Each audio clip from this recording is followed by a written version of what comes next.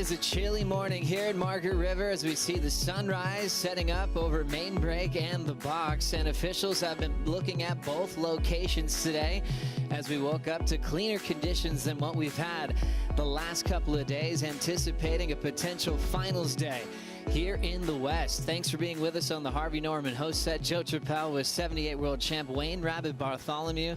Bugs, couple of lay days, but looks like the ocean is showing some clean, rippable conditions today.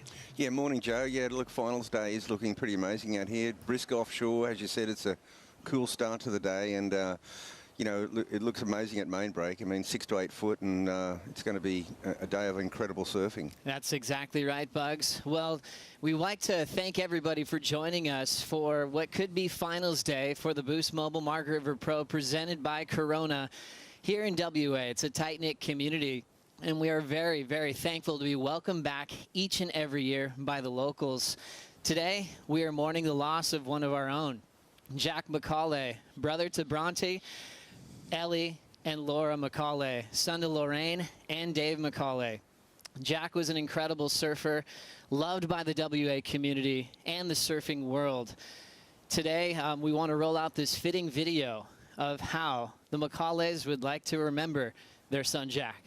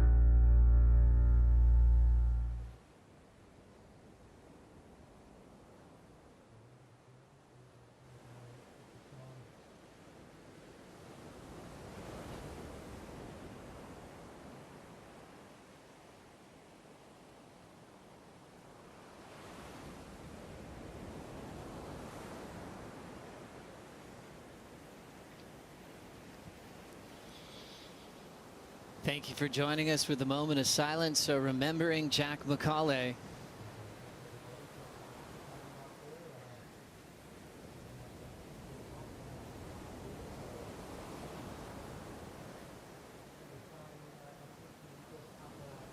And now we will send it down for the call for a potential finals day with Stace Galbraith and Jesse Miley-Dyer.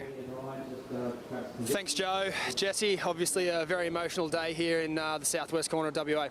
Yeah, it's terrible news for the Mcgillivrays, and you know everyone is thinking of them right now. Everyone here on the event side and you know around the world, there's so much that you know they're going to have our hearts today for sure. I know there's a lot of people who are going to be cheering for Bronte in her semi-final down here. You know, having said that, we are going to have finals day today. We're going to start with the men, go straight into women's semis. I know there's a lot of people who've been, you know, talking about the box. We've been counting waves out there this morning. There's one wave every now and again, so we'll be here at Main Break. Thanks for the update. Amazing video there, and just checking on the schedule. Regular heat times, or are you going to give the surfers a bit of extra time out here this morning? I think it's 35-minute heats. 35 minutes indeed. Thanks very much, Jesse. Thank you, Stace and Jesse Miley-Dyer, kicking things off with the men quarterfinal number 2 with Jordy Smith and Ryan Callanan to kick off the day at Main Break. They were watching the box. There's a couple out there, but just not enough maybe to run heats today. And Bugs, we are starting with quarterfinal number 2 because of the unfortunate injury that John Florence went through. So Griffin Colapinto will now be in the semifinals. Everyone's starting to adjust, knowing that John, the guy that everyone wanted to try to battle with, has had to move on. Looks like he'll be missing Rottnest as well. So we're wishing John a speedy recovery. Oh, we sure are. We'll really miss John here today. He's the master out here, you know, multiple champion, and the surfer that all other performances are measured by, and it's a real shame that John was injured. I'm hoping it's not a really serious one, and hopefully he's only out for Rottnest and we'll be back on tour again. But, you know, Griffin, I mean, John and Griffin, that heat was going to be amazing. You know, the young gun taking on the master, and we unfortunately won't get to see that, but Griffin just moves through that unfortunate withdrawal. And now we see quarter two kicking off. Jordy Smith taking on Ryan Callanan, followed by Seth Moniz and Matthew Mcgillivray. Big quarterfinals for South Africans with a rookie coming up next. And I was thinking back to 2013 at Lowers, the last time we had a couple of South Africans into finals day, Travis Logie and Jordy way back when. And Mcgillivray has been looking solid. He'll have the Hawaiian Seth Moniz in the very next heat. 35 minutes on the clock, scored on their top two. Ryan Callanan has been turning in some of the biggest numbers, Bugs, throughout this event, featuring big backhand re-entries. We'll see if he can rely on that today against Jordy. Well, you know, he'll be going to, it's been a go-to move. He's had probably the strongest backhand in the men's draw, that's for sure. Jordy certainly is aware that he's got a real heat on his hands out here. And I think Jordy has kind of been underachieving to his standard. And I do believe that a lot of it's to do with his wave choice. I thought the other day at the heat with him and Julian, they both kind of couldn't break out of that 5-point range, which is pretty uncharacteristic for both of them. And, you know, Jordy seems to have been getting these waves that go to that flat section, and he hasn't been able to come from behind it. And that's been the key to Ryan Callanan, swooping in behind the peak and really attacking that first pocket. Jordy Smith had that survival heat where he shook hands with Julian. It was like, well, that was it. And then found a sneaky left to get past him in the dying seconds. Yeah, well, I mean, there was absolutely nothing malicious in that. I mean, Jordy was just congratulating, you know, conceding basically, and then that little left came, and the little lefts, you know, sometimes hit that reef and offer some pretty big sections, and there's a couple this morning as well. Quarter four will be an all-Brazilian matchup. Italo Ferrara taking on Felipe Toledo to set up the back end of the semifinals. And the women's draw, Bronte McCauley taking on Tatiana Weston Webb. And then the super heat with world champions Carissa Moore and Stephanie Gilmore. That one's going to be a showstopper for sure. Yeah, there's a lot of world titles on the line there, and they've got an amazing rivalry, and they both have such incredible mutual respect, and obviously the battle of the goofy footers. Tatiana's been unbelievable, and Bronte has had a fantastic run through this tournament, and both really showing their backhand wares on display. I mean, they've been going the same as Ryan Callen, really sort of taking a leaf out of his book and just really attacking that first section, vertical turns.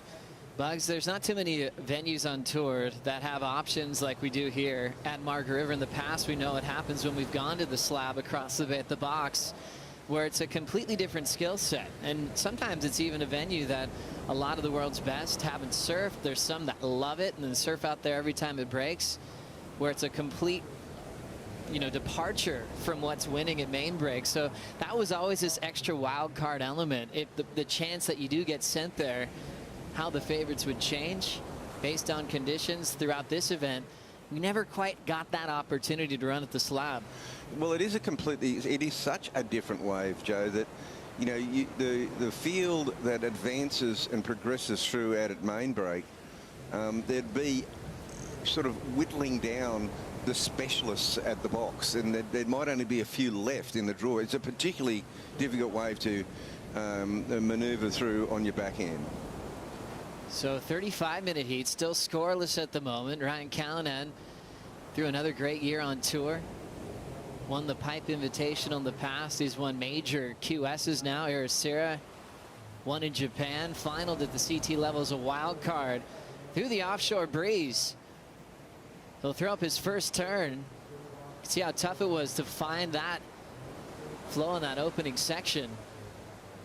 But he's doing quite well just to go through the offshore wind, pick a couple of good points to get on the board early here.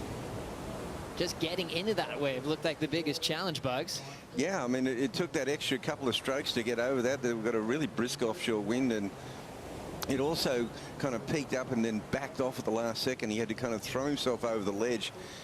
He went down with that cascading lip. And Jordy was having a little look at this as well, so it's a great drop. And your bottom turns in, kind of just gets caught up the top, Joe.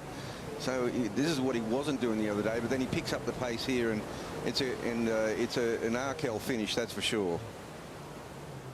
Nice, solid finishing move for Ryan Callanan. Dealing with that offshore wind. That first section got real soft on him, but he did well to get a completed maneuver there. Ryan representing Newcastle, coming from an amazing board riders club, which includes surfers like Luke Egan, the 4-time world champ Mark Richards, that dominated the sport in 4 straight seasons with 4 world titles. And no one at the time ever thought that would ever be matched again, until a guy named Kelly Slater came along, equaled the record, then blew it into a whole new realm with 11 world titles.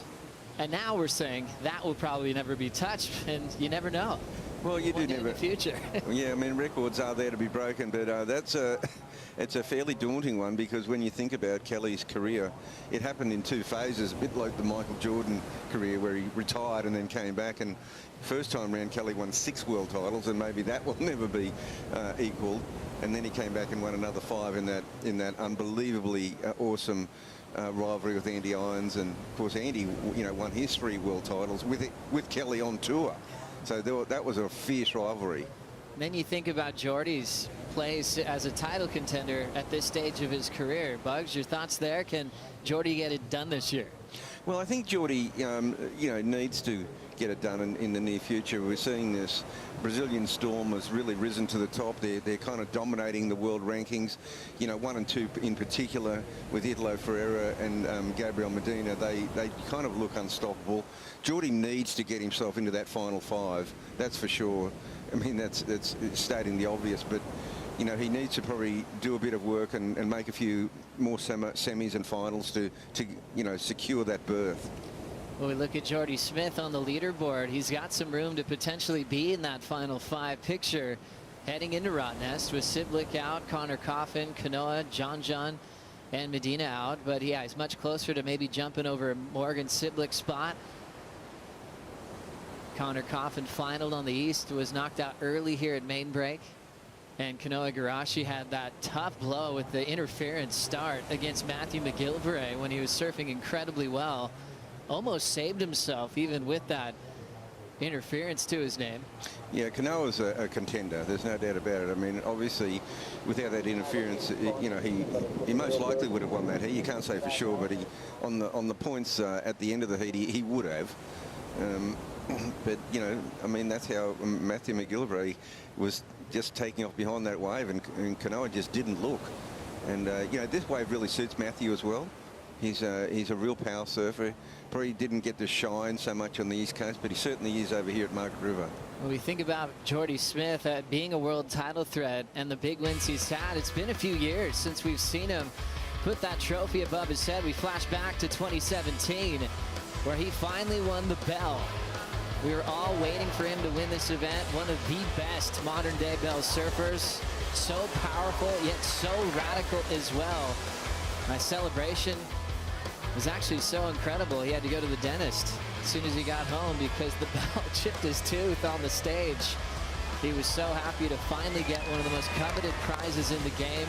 That power on the Bell's Bowl from Jordy Smith is so sweet to watch, Bugs. Yeah, he's such a great surfer, and power for power. After his performances at Jeffreys Bay, where he dominated in those several years ago, coming to Bells, it was a natural for him, and his celebration, both on his last wave when he had clinched he felt he won it, the ring in the bell. I mean, that was all time. And then the classic chair up the stairs is a daunting task when you have to carry the biggest man on tour all the way up that incredible staircase. Yeah, decorated with names of champions that came before. Chris Gallagher, you saw in the chair there in that vision, is coached Jordy for a long time, building him some incredible surfboards. One he rode the other day. He might still be on one now. As we see that beautiful sweeping down car from Smith. Lofty float sitting on the roof of that barrel, and was able to jam an inside finish, blowing the tail out once again. I saw him just sitting on the roof of that floater section, Bugs. I thought he was kicking out. He was just hanging up there and enjoying the ride. That was a really interesting option for Jordy. He seemed to hesitate. When he did that first big swooping cutback, and he came back down to the face of the wave, and I thought he'd just go straight into another, complete vertical attack on the lip, but he elected to go for the massive float. That sweep there, I thought right here, he's just going to jump up there and hit that section, but he floated forever.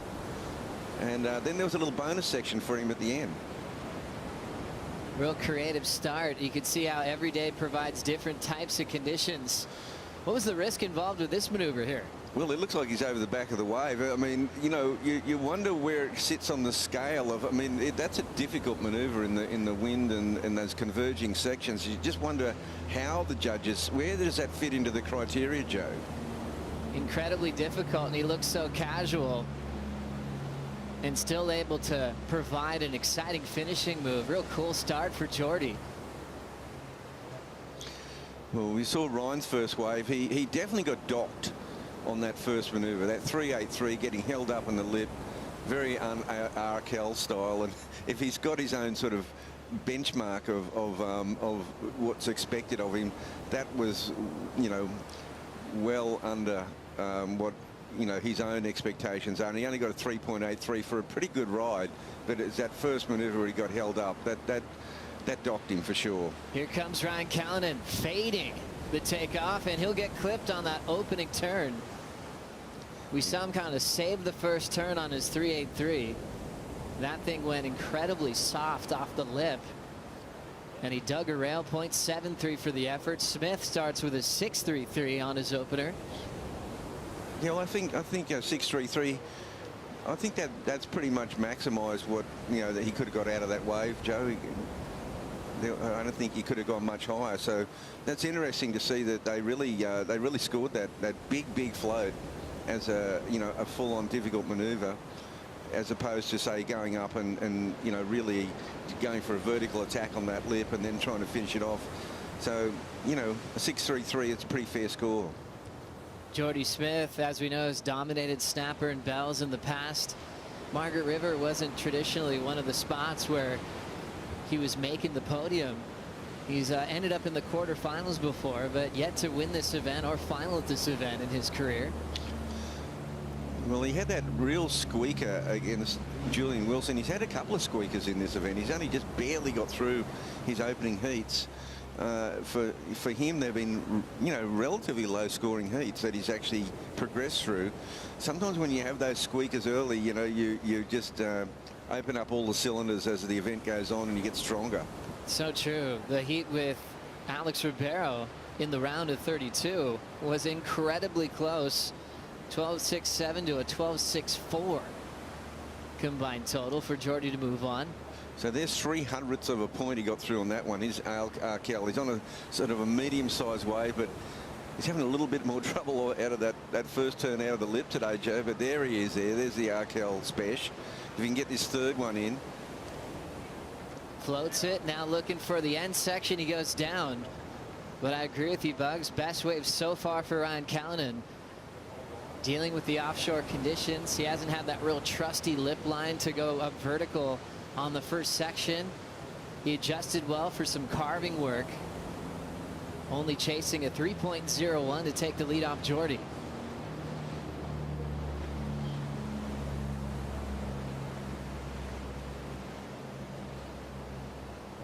Ryan Callanan trying to move closer to that final five picture. Remember other big upsets we had. Medina went down in a close decision against Seth Moniz. Back to this one. What'd you like about this wave, Bugs? Well, this first turn again, he gets caught a little bit. This second turn here, though, this is the money turn.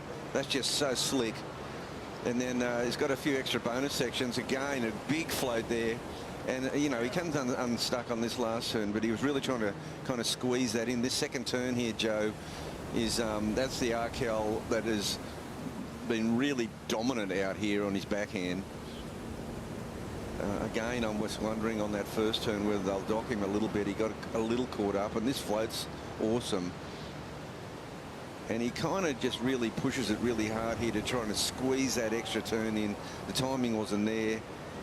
He nearly got it. I'm always so impressed on Ryan's wind-up, especially backhand. He can look at it and go off the lip so well. Jordy did look at the left up and out, but remember, the left saved him against Julian Wilson the other day. We'll see if we'll get any keepers on the left on finals day. The difference is that you've got to be sitting in a different spot. To get the proper left, you've got to be deep. You've got to be coming from behind the section. It's got to allow, you know, you've got to be able to get that first really good pocket and then see more down the line. One big turn and then the fat shoulder isn't going to score your points. Everyone joining us, this is finals day and the first heat of the day. As you see, it is quarterfinal number 2, and the whole reason we're kicking off with quarter 2 instead of quarter 1, we had the unfortunate news that John Florence hurt his knee. The good news was it was his left knee, not the famous knee that he's been dealing with for multiple seasons. He had to withdraw from the event. He said something was a little bit off. He needs to make sure that knee is at 100% so he can prepare for everything coming this year, especially the Olympics in Tokyo this summer. And that was big news because he's been the guy winning this event multiple seasons, comboing the field. Said he felt it in this heat and he was able to surf through it, but he could tell something was off. A tough one to walk away from, especially when you know how big this venue is for John Florence. Yeah, well, that's also the danger of those converging foam balls. They come at different angles, Joe, and that time he just gave it everything he had, and as he came to the base of the wave, that it just kind of came from under him and clipped him. As we see Jordy pulling in here, Joe. Barrel ride for Smith, flying way out in front, sets that rail, big roundhouse cutback. Lays back a nice frontside carve again, and Jordy will kick out. We did have the lead switch on the last score for Ryan Callanan. He had that big vertical on the second turn. The judges loved it. 6.83. Arcal got to the lead. Jordy Smith now turning up an answer, needing a 4.34 to get the lead right back. Well, we're seeing it fairly blow for blow here right now. So you've really got, you know, the 6.83 for Ryan. We've got the 6.33 for Jordy. We'll see how they score that barrel. It was a clean barrel. The wave didn't have an end to it, and he did a series of sort of cutbacks on the fatter face, but gee, it was a nice looking barrel, Joe. Sure was. Look how he set it up. The thing just cupped out, pulled right in, plenty of room for the big man.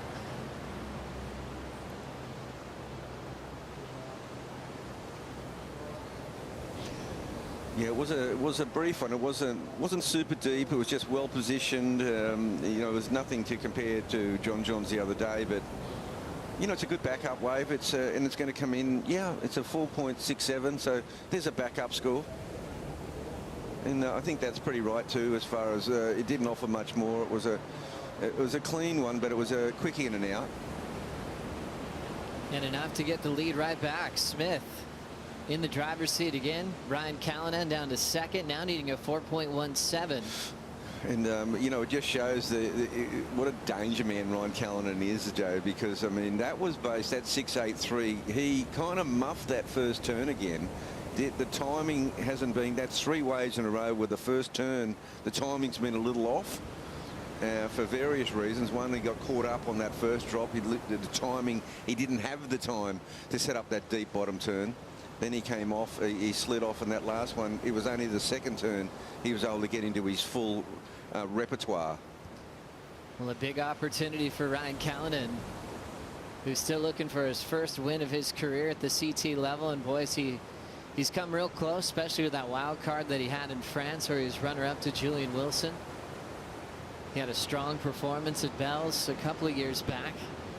When he got into the final series, ended up going down to Felipe Toledo in the semifinals. And we'll see how he's going to provide an answer back, improving from his start at a 3.83, then a 6.83.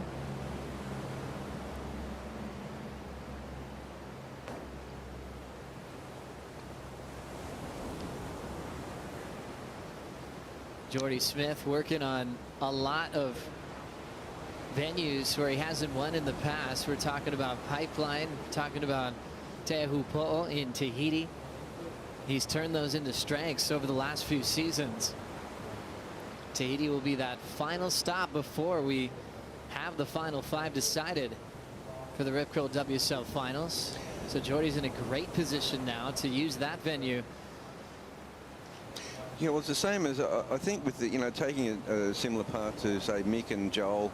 For places like Chopu and Pipeline, they became masters of those breaks much later in their careers. When they first started out, Kelly and Andy were so dominant at those breaks. Their surfing hadn't matured to the point where they could really take them on. But later in their careers, they were finaling, and I think that's what Jordy, that experience, that reef experience, combined with the whole accumulation of everything that he's done in the past, bringing it to play, and the desire.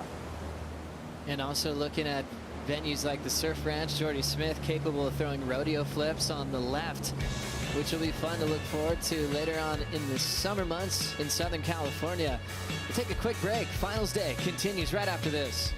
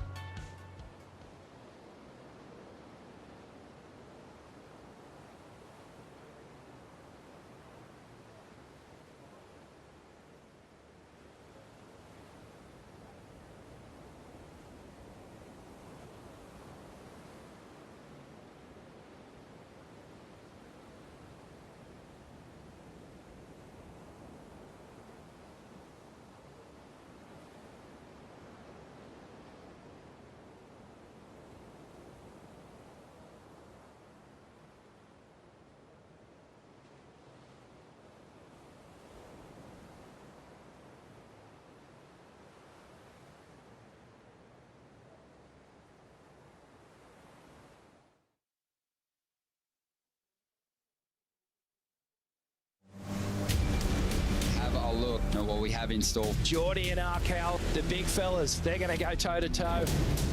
Every person on tour is just deadly, and yeah, they're all looking for wins. I'm really enjoying it. Ryan back up into the left, drills it vertically. Oh my goodness. That was just so outrageous. It is finals day here at the Boost Mobile Margaret River Pro, presented by Corona, for stop of the World Surf League Championship Tour.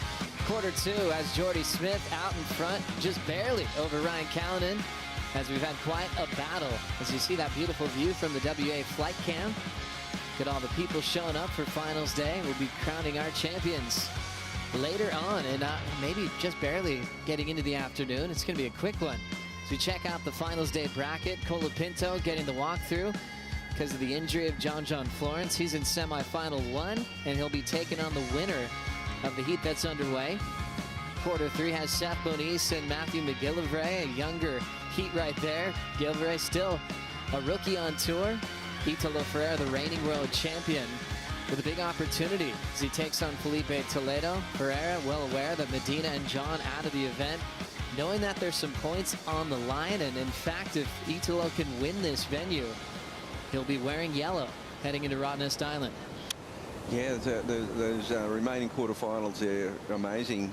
Seth Moniz and Matthew Mcgillivray, a couple of the young lions going to battle. Of course, Seth, you're having a fantastic rookie season, and backing up. This is one of his. This will be a happy hunting ground for Seth over the years, and I think Matthew can see it as well.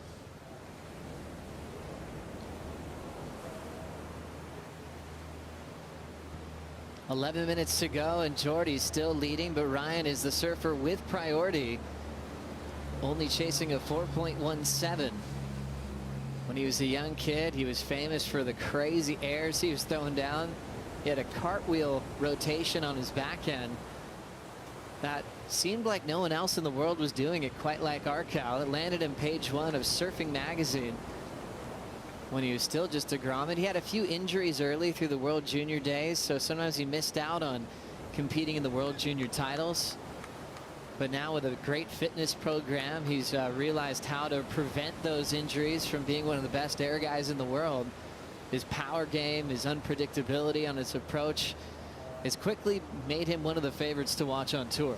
Yeah, and I do believe that in the year when he was off the tour, you know, when he'd been relegated back to the QS and what is now the Challenger Series, I mean, that was the making of him. When he came back this time, he came back with the whole package.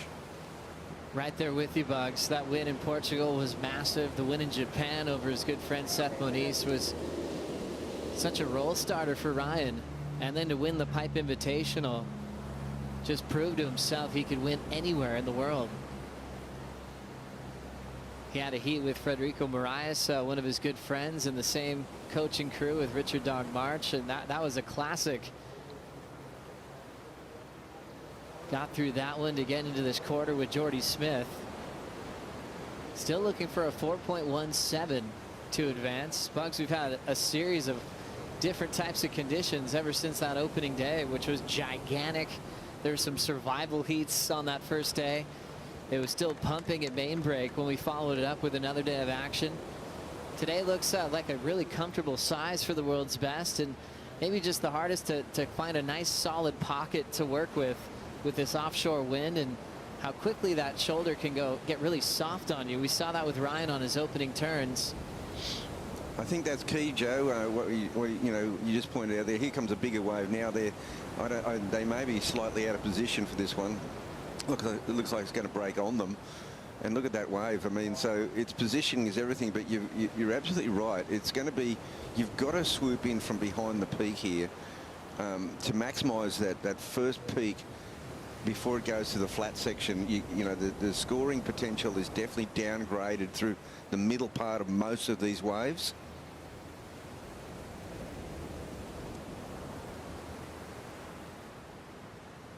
And you can see Jordy and Ryan having to duck dive under that wave and get back out into position. Seth Moniz preparing in the Red Bull athlete zone. Yeah, he's got his backup board there, and he's all set to go with a, well, you know, there's Matthew, and you know, there's a big strapping lad of a surfer coming from Jeffreys Bay. This will be a classic showdown. I think a no holds barred. They'll both be just absolutely going for it. Youth will, you know, it's not so much experience here. It'll just be, they both respect each other's power surfing. Seth looks right at home out here. And Matthew has shown incredible potential. As I said, on the East Coast, he didn't really get to shine. But, gee, his power has come to the fore in the West. Seth Moniz teaming up with Andy King. Matthew Mcgillivray teaming up with J. Bottle Thompson. Two great Australian coaches as we have Ryan Callanan looking for the lead here. Quick wrap into the pocket. He's looking for the wall to show up. Nice clean snap for Arcal. Another solid backhand snap. Ryan digging deep off the bottom. Big vertical finishing move. Chasing a 4.17 for the lead.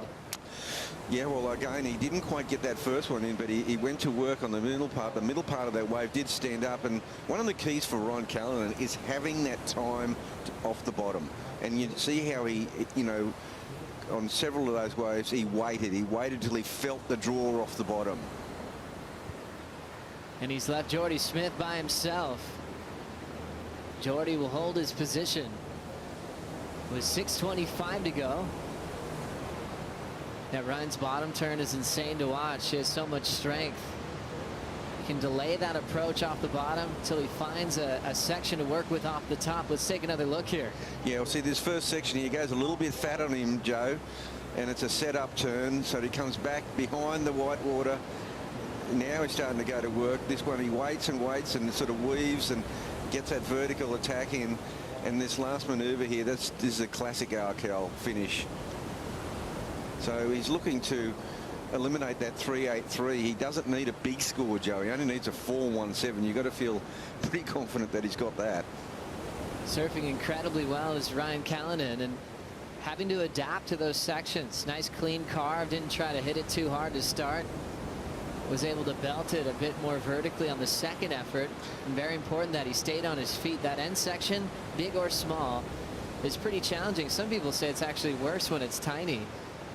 That end section has that tabletop rock, sometimes referred as the surgeon's table. We saw Keely Andrew with one of the toughest wipeouts on that section earlier in the waiting period. Numbers coming through. Remember, he needs a 4.17. Only one judge giving it to him at this point. And now 2 saying yes, but on average, it goes just under 4.07, keeping Ryan in second. Yeah, well, I mean, it's that first section, you know, he's just not been able to open up in that first section. I thought he might have just got there, the 4.17 required. I thought it was thereabouts. Thought he perhaps might just get just above it, but he got just below it. Fair call, Bugs, because a couple of judges thought the same way. It's that close right now as we go into the Harvey Norman recap. First heat of the day, quarter number 2, Jordy versus Arcal. That down carve from Smith set up this section beautifully. How's this flow? Hang time for days.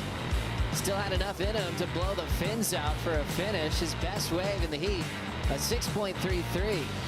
Ryan's still second, but he actually has the high single score on this effort, a 6.83 for this big second turn. Great composure for Ryan. It's been a seesaw battle. Basically every wave they've had a lead change until Ryan's last effort, where he got the 4.07. Jordy even found himself with a tube here at main break, which can be quite rare. This wave serving as his backup score of a 4.67. I love when the big man uses all of that rail into the open face. And he was able to keep that lead over Ryan. Ryan had a finish on his last, but the judges put him just under, still chasing a 4.17. And Arcal yet to find one of those ways that he's been able to completely open up on that first turn, the first maneuver, really letting him down. At this point, Jordy now with priority, so he's in the box seat to you know, to really pick the eyes out of this. And you know, when we're seeing really good individual waves today, Joe, but we don't seem to see a whole set of them. Now hitting the 3-minute mark, priority with Smith, and this one catching him a little bit off guard. That's the second time that's happened in this heat, where there's just been this big one-off peak on the outside. Well, and it's something we've seen the entire waiting period here at Margaret River main break. Well, Jordy just got completely swamped by that wave. He, you know, they were next to each other paddling out, and it doesn't affect his priority, of course, but he got punished on that one. As we head into the semifinals and finals, anyone watching on YouTube, please check out worldsurfleague.com to enjoy the rest of the competition. It's going to be an exciting and quick finals day with really fun conditions here at the main break. 2:15 to go. So sneaky little set caught up on him here, Bugs. Yeah, and you can see where Jordy goes under that on the left part of it, where it was actually fairly top to bottom. And you look where he got dragged back to. He gets separated from his wood. There's Arcal. He's duck dived nicely. Jordy's out of the frame completely. Look at that. That is a skill set as well to survive all that whitewater. And Jordy might have just taken it too casually. There he is popping up there. Well, Jack Robinson talked about the other day about the hold down out here. It really holds you down if you're caught in the wrong spot. He's obviously talking about those, you know, 12 to 15 foot days, but even on like a, you know, a 6-7 foot day, the hold down out here, there's a lot of water moving. And nothing better when you're paddling out with one of your good mates, and next thing you know, you make the duck dive and your friend's about 50 yards behind you. That always deserves a good laugh. Yeah, well, yeah, that's been me lately, Joe. 1:20 to go. Ryan still needing a 4.17. Jordy, even though he got caught inside and pushed back, he still has first priority. So the challenge gets a bit tougher for Ryan to find some space out there. And Jordy trying to turn this event into a personal best result for himself at Margaret River if he can get through this heat. Well, 55 seconds now. Well, Jordy has had squeakers every single heat. This one's coming down to it. There's 47 seconds left. I mean, he doesn't care if there's no waves. You know, he's going to get, you know, at the moment he's getting through with a 4.67 backup. a 6.33. Arkel's got the 6.87. Just came up short on that 4.07. Left a bit on the table, I feel. And with 30 seconds remaining, now the time is really ticking because Jordy still has first option on the next wave. And with 20 seconds to go, is there going to be, you know, we need 2 waves to come for Ryan to get one here. Now into the countdown, and it looks like Jordy Smith should be able to close this one out with priority. And he's just shadowing Ryan into the countdown. What a performance, Jordy, with some close decisions throughout this event as he's into the semifinals. He will be competing against Griffin Colapinto today on finals day. Ryan Callanan moving on to Rottnest with an equal 5th result on the leaderboard. With more action to come. Next is Seth Moniz versus Matthew Mcgillivray. We'll bring in Ronnie Blakey and Richie Lovett for the call right after this.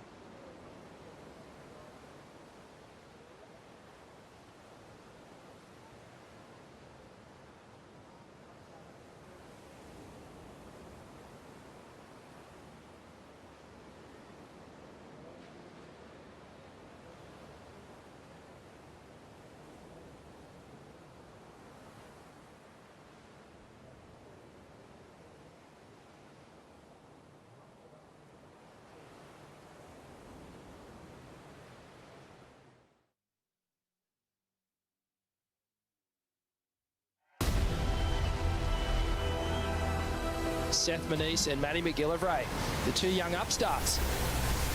I want to really bring it in the next heat. You never know what he's going to do. Seth Moniz just snaps it under the lip. Opens those shoulders up and just winds through 2 huge calves.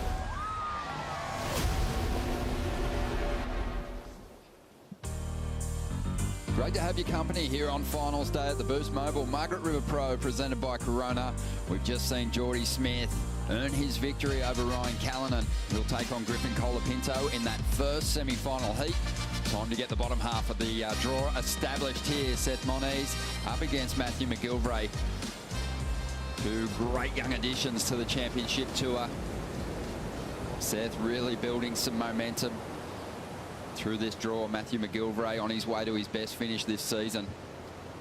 And this should be a great clash. Matthew Mcgillivray, big, powerful guy. Rich up against Seth, who showed us in the earlier rounds. Even though he doesn't have that same stature as Matt, he can put it on rail on some big sections out here. Yeah, he sure can. And this is a great matchup. Obviously, Seth used to that Hawaiian power, similar to what we have here in WA. Bit of a coming out party for Matty Mcgillivray in terms of performance.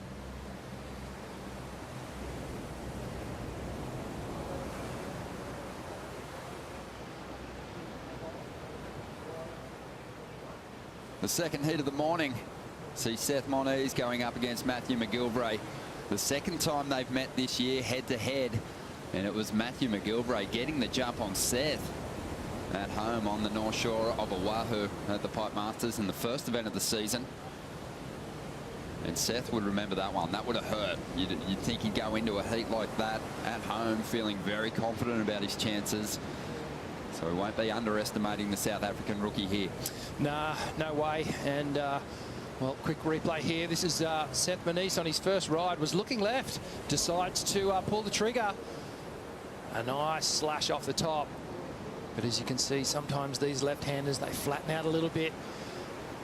Not getting the opportunity to really get those critical turns as the wave stands up. A little bit more on the right-handers, more scoring opportunity there, I think, today. Seth Moniz there, you can see, ranked number 28th at the moment. But, well, I think Matty Mcgillivray, he's going to be feeling the conditions here, very similar to J-Bay. It was really cold this morning with this brisk offshore wind. And, well, Matty, after his last heat, he said he's got more. Didn't really feel like he put in his best performance in the last heat. Now he's ready to build. And a great opportunity now here for the rookie. Sure is. Yeah, he's looked really sharp, especially on the bigger day. You think back to his best performances in his run through the qualifying series. They really came on the North Shore in the Triple Crown, Rich. Yeah, they did, and Matty surfing really well all through the Triple Crown. Haleiwa, Sunset, and then getting some nice waves at Pipeline as well. Ryder. We'll see how he responds to Seth's first ride. It came through at a 2.17. Mcgillivray drives up into this section. There's one of those big, open-shouldered, committed calves as he brings it through to a tricky end section, but manages to hold on to the finish here. So we'll win the opening exchange, but we're not seeing the numbers go into the excellent range just yet. On the outside, something potentially standing up here for Seth. He's going to duck dive under this first one. But not a bad opening ride there for the South African. Yeah, it's an okay way for Matty Mcgillivray just to open up, get settled, get the feet in the wax. It's a term that's coined by many surfers, just getting the feet in the wax, and by that they mean they just want to feel their board, get used to it, feel the... It's a different feeling too when you get in a heat situation as opposed to a free surf. It's a different feeling, and well, Matty just settling the nerves. Well, you could feel that the offshore was going to be howling this morning because in the wee hours of the morning, Rich, I reached for the Nana blanket. I went to the cupboard, opened it up, got that extra blanket. It was chilly last night, no doubt about it. And on these colder days, you kind of know that you're going to see a groom line up for an extended period. It's going to hang in there for a bit too. Yeah, it will. I think for the entirety of finals day, we're going to see this predominantly offshore wind. It may creep around to the north, which is towards the top of your screen there, but I don't think it's really going to affect the right-handers too much. Replay of Matty Mcgillivray here starts things off with that nice layback hit. Quite tight in the pocket, gets a little bumpy on the face, but does well to control that second turn, pushes a little bit harder, and then gets to the finish. I kind of like how he just rode through that final section and just got the completion. Great vision here, just getting through all those bumps. Don't underestimate this offshore wind. It does create these little chattery bumps on the face. It's hard for our surfers to hold their line, but they're doing it very well this morning. Well, Matt's not afraid to step onto a bigger board too. I put one of his boards under my arm just before heading over here to WA, and his boards are pretty lengthy. He's not one of those guys who's going to drop back to the 6.0, but here he is. Beautiful barrel to get started here, out on that open face, banks it off the foam, winds through the rebound. And that was a really quick sequence of rides. Matthew Mcgillivray coming off the back of 2 elimination round losses on the East Coast, but turning it all around here, and a solid start on finals day. Well, like I alluded to, you know, this is the rookie's chance here to really stamp his authority, really stamp his position on the tour, and find a good result here, find that confidence, start to get on a bit of a roll. And that was excellent work there. Under Seth's priority, he was behind the peak, meaning he was coming from the left. He saw a little backdoor section, which means he can come at it from behind the tube. And you can see here, Seth just paddling and thinking, oh no, I don't think I like this. Matty knifes it right from deep. Whoa. And a beautiful tube ride comes out with the spit. The judges absolutely love it. And here's a fantastic water angle. See how quickly he engaged that toe side rail. Just pinned it straight into the tube from behind the section. Disappears, boom, and there's the spit. Great ride here, and then he just connects the dots a little bit here towards the end, but he connects it really well. Great ride. Yeah, just snaking his way through the final section, scoring opportunity on that ride. 6.5 is the number. Laura, we've seen some great barrel rides in the contest so far, but that one here at Main Break stayed really open. Totally, Ronnie. I just got straight out here and saw that Maddie was paddling straight over from the jet ski. He didn't even get a chance to, stop and get a breath. And then it's like Seth saw that wave. From where Seth would have been, just wouldn't have worked out. He was just that bit too far across. But Matt, he just knew that offshore was going to hold it up and just slotted straight in. And I just had the perfect view. Wow, also dolphin right in front of me, stunning. But yeah, it's a pretty wild one for Matt. Yeah, really quick turnaround there, Rich. The 5 to kick things off, 6.5 as a backup, under priority. And Seth's going to have to really hold his nerve here now, because he hasn't really been able to log a decent score. Probably taking some comfort in the fact that this has been a great event for the Hawaiians on the championship tour. John Florence in particular, as we see a replay of that last ride once again. Yeah, well, you can see Seth was actually on the apex of the peak. And as Laura alluded to there, Matty had all the opportunity because he was deep over almost on the left. And he came right from behind, a great barrel ride. Just held that line perfectly. And he'll be feeling this. The confidence is building. You can see it in him. Important next ride for Seth Moniz. He needs to counterpunch here, and he needs to drop at least a 5 or a 6 to just stay with Matty. Bit of movement here. Matty having a look at this one under priority again. Eyeing the left this time. Wants to attack this steep section at the start. No, he's going to go for the barrel. Pulls in, grabs that rail. Can't bust through the curtain, though. Mentioned the Hawaiian track record in this event since it came back on the championship tour schedule. Sebastian Zeitz, a victory in 2016. John Florence obviously dominating this contest for a couple of years. And as a QS event, Dusty Payne also took a victory here.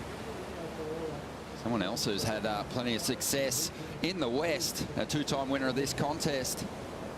Barton Lynch joins us now via the Boost Mobile Stay Connected call. Good morning, Barton. Welcome to finals day, mate. Yeah, BL. Ronnie. Yeah, Paul. How are you, mate? Good mate. To speak to you too, and great to join in. Mate, looks like you've been really enjoying your time up there in the far north, but you've timed your return home very nicely, because we're going to have a great finals day today. Some really clean conditions. Yeah, it looks beautiful, and Margaret River is one of those places that you see those lines in the ocean, don't you? And as a surfer, that's one of the things that we just love, is that corduroy to the horizon. Just seeing that gets you excited. And when I first turned the computer on this morning, that's what I saw, and I went, oh yeah, we're on for a good finals day here. Really sad news, Barton, with John Florence injuring his knee and forced out of the contest. He was on one of those magic runs, which we've seen him get on here in the past, but it does open the door for a new winner here this year. Can you believe it? How's life? Like from 10s and getting 10-point rides to being out of the event within a matter of days. And so it just speaks to how that roller coaster of life goes. And I suppose somewhere there's got to be some lessons for John, and there's got to be some learnings in and around that, because these injuries are preventing him from becoming multiple compounding world titles under his belt, year by year, injury by injury. So it's a very sad situation, but I suppose at the same time, not as sad as that of our good friends, the McCallays. I just want to throw my love out to them too quickly, okay? Yeah, mate, we're all feeling it, and we know that you're very close to the family, and our thoughts are with them today, and they'll be with, obviously, Bronte as she moves into her semi-final heat. But right now we've got Seth Moniz up again, driving up into this section. Nice float. And this is really a recovery wave for him, because he's kind of gotten a little behind it in the opening stages here, Barton. But Seth, I think he's done some of his best surfing in this contest so far. Quickly checking the fins there. Yeah, he'll need those fins, because he was heading straight for the rocks and might have just got his board up in time. Yeah, and, Mcgillivray has just had such a good start to this heat, and his positioning on for that tube ride speaks to the possibilities with perfect positioning at Margaret River, doesn't it? And we always look at John and wonder why he was so good out there. And obviously, we look at his boards and that ghost model, we look at his Hawaiian upbringing, but at the same time, there's that positioning that Matt Mcgillivray just found himself in, coincidentally, that was just absolutely perfect. Here's the replay, boys. Take us through it, Rich. Nice and fast. Whip off the bottom there. Flowing cut back to start things off, and a second one. And then a little bit more critical with this final turn. I love those little extended floaters where they hit the lip vertically, bring it back more horizontally, drift for a little moment, and then jump out of the lip. But you can see there, a great wrap. Nice and high in the wave for Seth. The wave flattens out a little bit here, and he just does a bit more carving work to set up this final section. So watch this.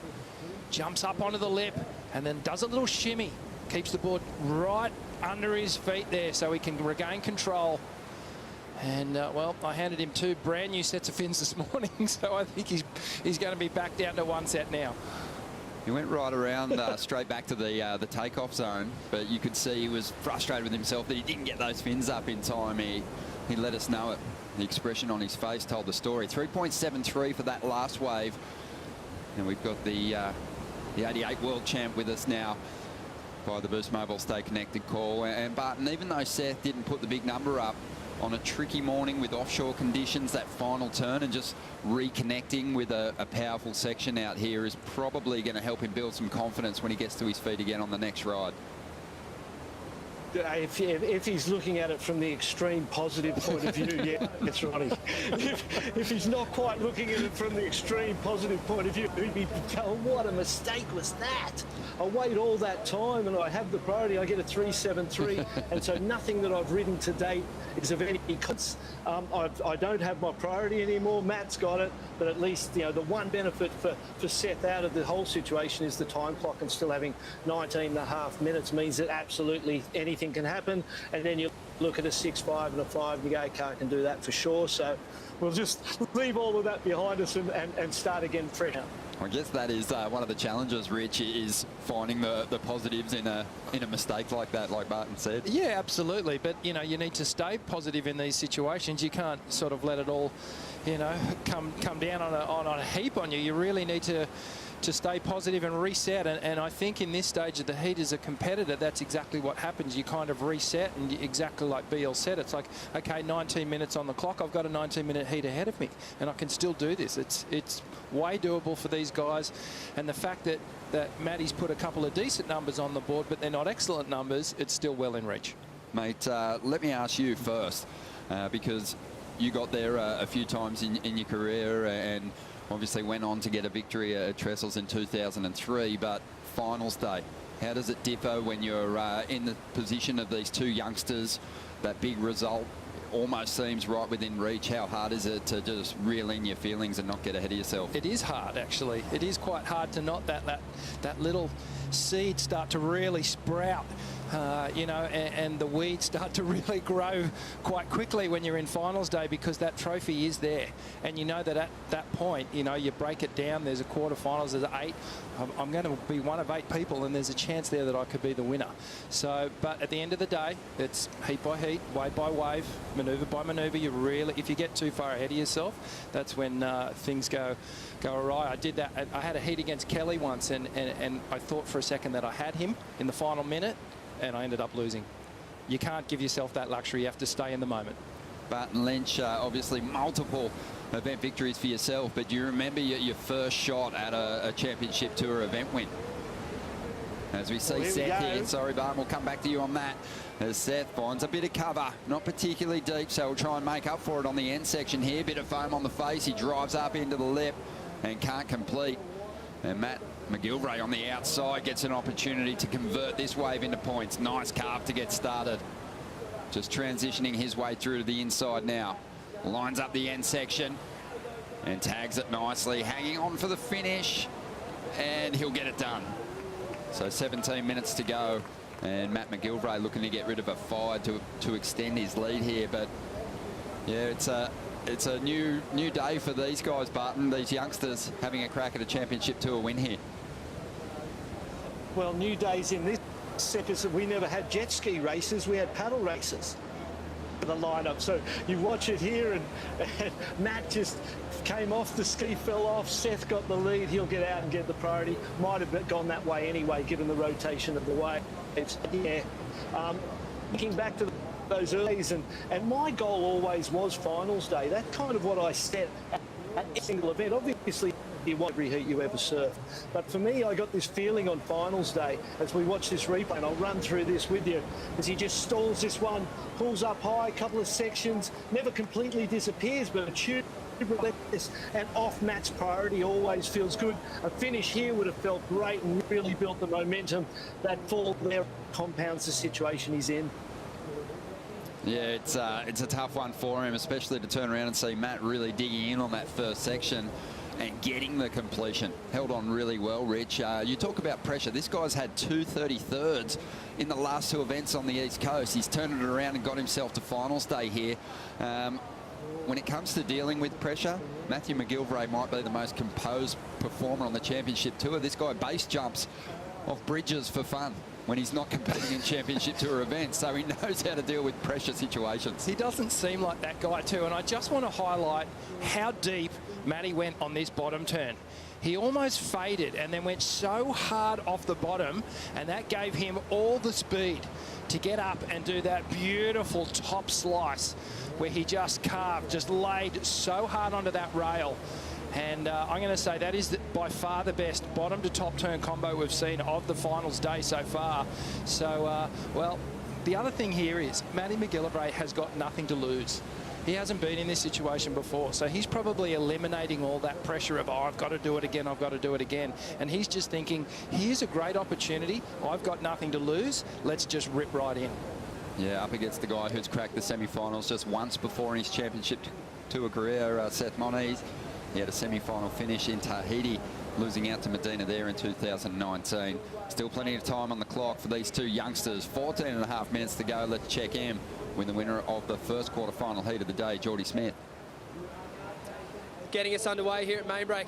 Jordy, obviously a couple of waves across the channel, but not quite enough to get us going. How do you manage the emotions and everything that comes with either surfing the box or Mainbreak? To put it kind of simple, I think just play where the ball lies. Obviously the box has got a couple waves, but I think they were saying that it's a little inconsistent. And then, yeah, you just try and pick the waves. I picked the first good wave of that heat. Sounds like someone's getting a good wave. But I don't know, I only stood up 3 times, so it's not a whole lot in 35 minutes.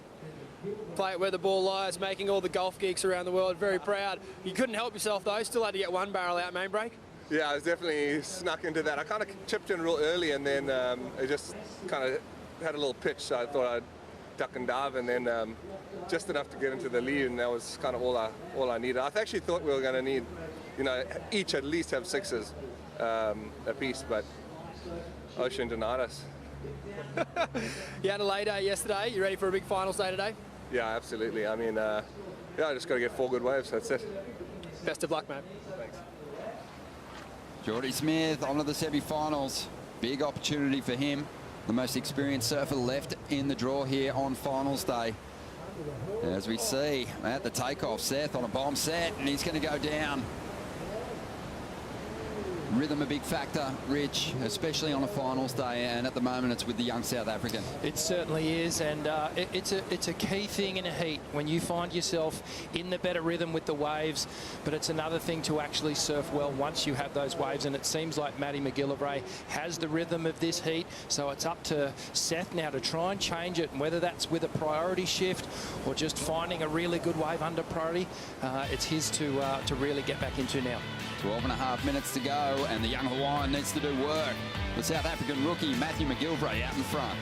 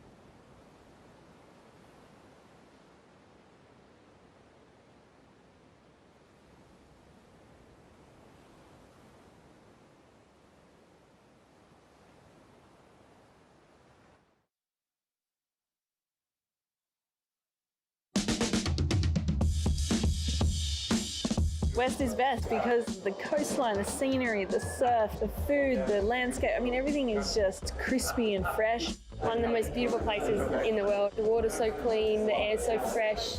Waves that you take off on and you're just going so fast with no effort is kind of my favorite type of surfing. Yeah, West is the best. To be a surfer here, you got so many different options. West is best for now.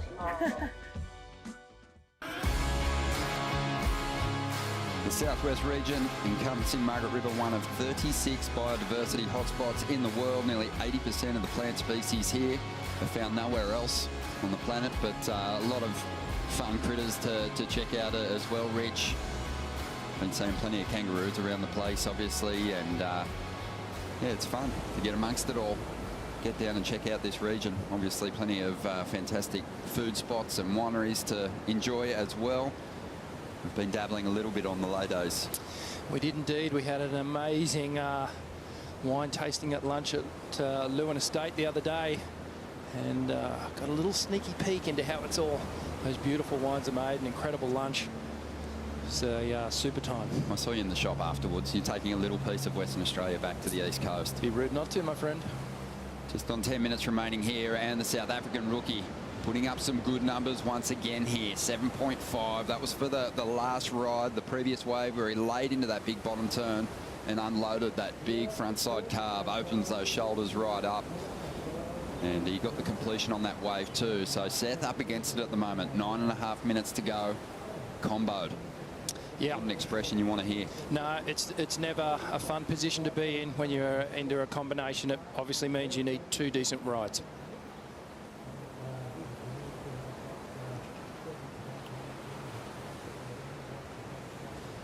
We will complete the Boost Mobile Margaret River Pro presented by Corona today. One of these surfers progressing through to the semi-finals.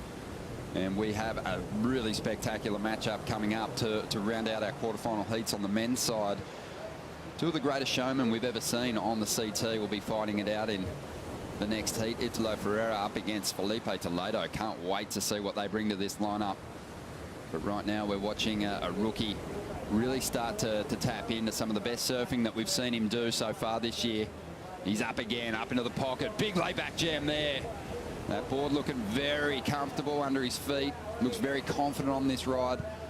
And that is a clean finish, and the 6.5 will probably get the flick out of his scoreline here. He's going to replace it with something pretty healthy, Rick. That is just beautiful surfing. So much flow, connecting the waves with speed. There were some critical moments in there, some real highlight moments where you can't help but feel the emotion, and you sort of want to go ooh la and really sort of let out a bit of a noise, because it's that sort of surfing that's going to see this kid perhaps get through this heat and onto his first semi-finals. He just feels like he's connected here. He's really tapped into the to the rhythm of the sets. He's picking the right waves, and he's not rushing. Just timing is perfect this morning. The 88 world champion still with us. And Barton, we know that this isn't Jeffreys Bay, but there is a similarity in the elements here for Matthew Mcgillivray. That slightly chilly offshore wind. He's placing his turns so beautifully. Almost has found a different level of comfort to Seth out here this morning. Priority or not, he is identifying the waves, and I always felt like Margaret River, much like backdoor as well, where backdoor you can kind of hunt around and move away and look underneath people, and you can always find gems that way. And Margaret River's one of those waves. Big open lineup, lots of space. The guy with priority can't cover it all, and you've got that opportunity to fossick around and see what else you can find as replay. And to Richie's point before, a lot of what he's doing is being set up by that bottom turn and where that bottom turn's coming. He never is bottom turning in front of the whitewater. He's always behind that whitewater, coming around that corner and getting up to the pocket, which we can see right here on that replay, laying it over beautifully. Chris Gallagher pintail I saw under his arm there, and the board looked beautiful under the arm, and it looks beautiful under the feet too. Yeah, Chris Gallagher, a former winner here.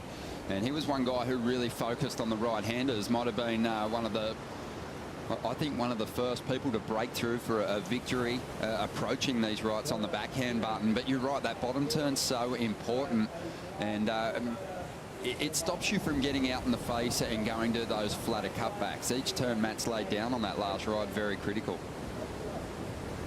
Yeah, exactly. That's the key, is where that bottom turn is coming from, where the takeoff's coming from, where you're positioning yourself, and then being able to make that bumpy, lumpy, powerful ocean look playful like Matt is doing takes a lot of skill, a lot of power, and here's the boys getting caught inside by another one of them big sets. Yeah, 7.93 on the last ride. Rich, there was no denying the construction of that ride start to finish. Every move was different. Every move was well placed. You picked up on it, mate. I was just about to highlight there was variety there that we hadn't seen in the previous waves of Matty's, where he really did mix it up. That forehand slash, then went to the forehand layback hack, then did the tail drift. So it had a bit of everything there, and we know that the judges, they do like that combination of manoeuvres, but they like the variety.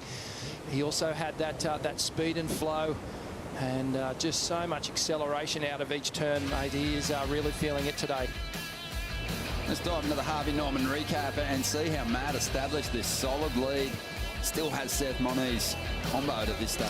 Yeah, well, it's all of a sudden 5 minutes to go, and this guy here has just put on a great display of surfing, and he got started well, and then he's just been building bigger and bigger scores with each ride. Look how deep. That's that bottom turn that we were talking about. That's allowing him to get all that speed and really accelerate through the turn.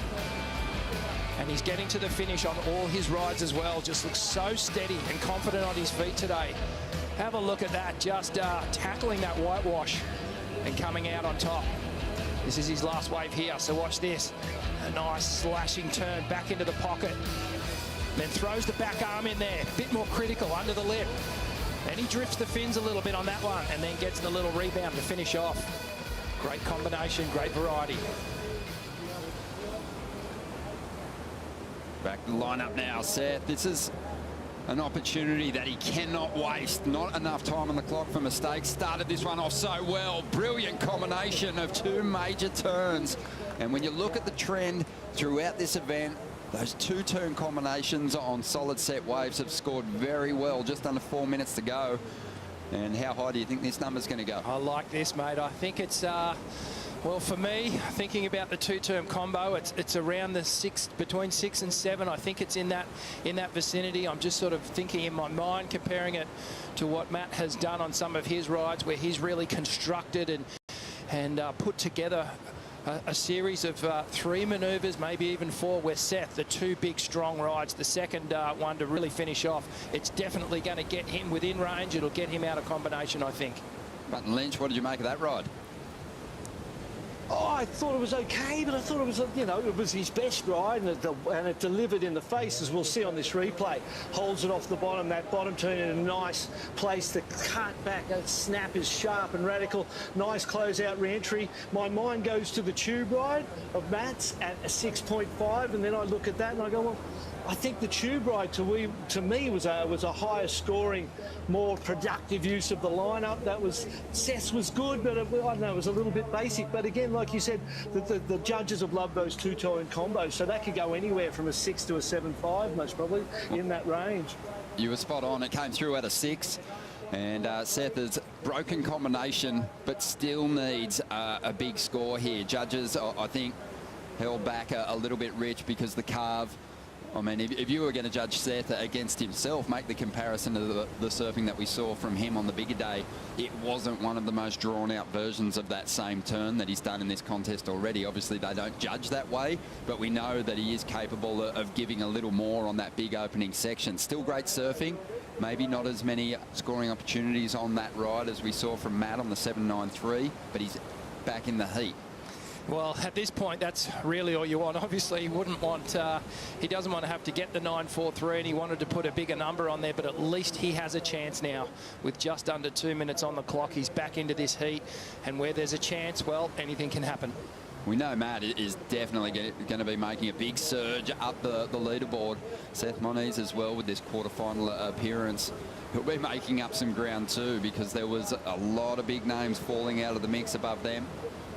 So an important result for both these competitors when you start to think about requalification. 1.5 minutes to go. And Matt with priority out the back.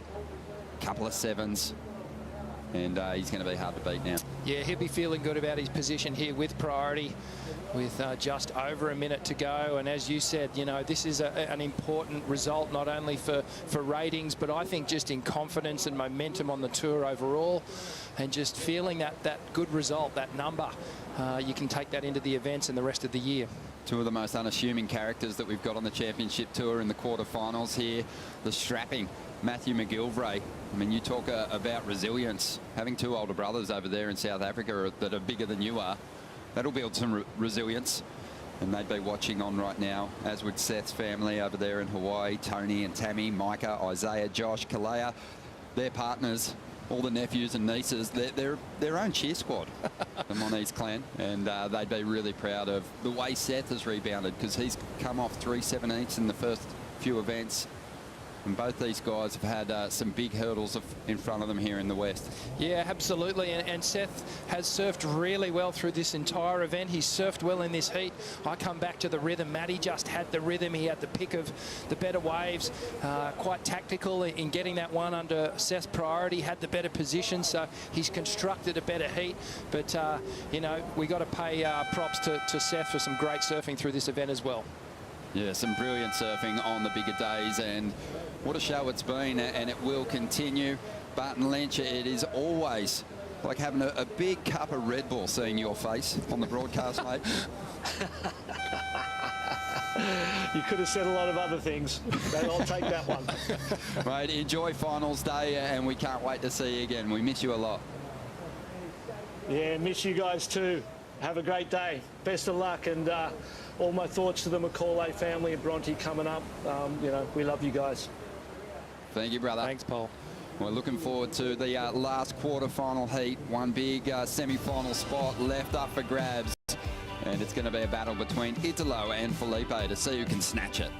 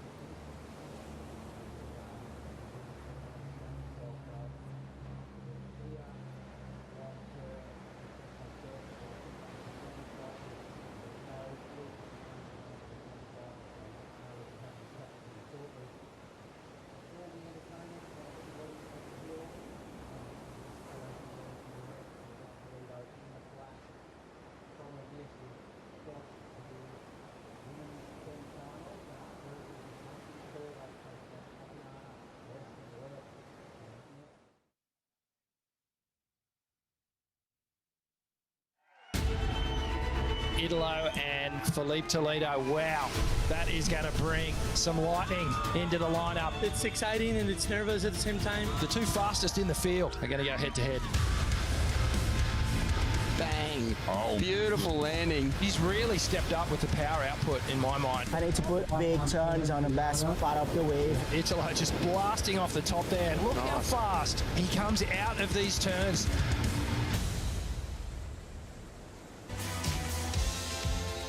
It is finals day here at Main Break. Offshore conditions, still plenty of size in the lineup. And this is what our draw is looking like at the moment as we establish this final bracket. Griffin Colapinto will take on Jordy Smith in semi-final number 1. We just saw the rookie, Matt Mcgillivray, this young South African powering through to the semis. He'll take on the winner of this last quarter-final clash, and what a clash it is. Ronnie Blakey with Richie Lovett. Rich, what do you see unfolding here? Who's got the edge? I don't know if either of them have the edge because they're both such dynamic surfers. Just looking at them as surfers in particular, Italo on the backside on these right-handers, Felipe on his front side being the natural footer. And, well, I just don't feel like Felipe's really hit his straps yet. Perhaps we're going to see it in the quarterfinal. The lone goofy footer, Italo, left in the event.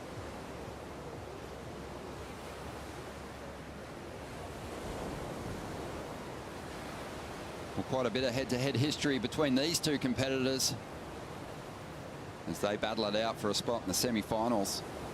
7 previous heats, 4 of them going the way of Italo Ferrara and Felipe Toledo, 3 victories. But when you look at those clashes, always high-scoring affairs, right up there in the excellent range, pretty much all the time. So this is going to be a big one. I think the conditions work into Felipe's favour a little more. He'll have a real confidence with the swell a bit more manageable out here today. Italo taking a fall there, but you know, I think when you look at the remaining competitors here in the Boost Mobile Margaret River Pro, Rich, you have to basically give an edge to these two guys. The winner of this heat, I think, has proven before that on finals day they can give you memorable performances from the very first heat of the morning right through to that last heat of the final. These guys put up some of the most impressive finals day numbers than anyone else in the draw. Yeah, absolutely. As we have Felipe up and riding. We'll see what Toledo can put on the board here. Got that priority in the early stages, just pushing on the tail of this board. That wave's not going to pan out too nicely for him on the inside, shutting down before he could get to that final manoeuvre. Yeah, but back to your point, I think you're right. You know, cast your memory back to J-Bay and what Felipe's done there, then in Portugal and all the other areas where he's won. And then you think of Italo, well, he's just been a showman over the last few months, and places like Pipeline, etc., as we see him up and riding now. So nothing gained by Toledo on that last ride after Italo fell on the opening exchange, and he's going to go down again here. So no big number dropped. This heat is well and truly still anybody's with 30, just under 30 minutes to go here. And perhaps just the strength of the offshore wind at the moment just playing a little bit of havoc here with Italo Ferrara and his approach. He may just need to adjust how high up into the lip he's putting those manoeuvres, but he'll adjust quickly. I think we've seen that adjustment from a couple of surfers so far. Italo would have been down here earlier on watching Ryan Callanan in the opening exchange against Jordy. He went a little high on the lip in that strong offshore breeze, got hung up.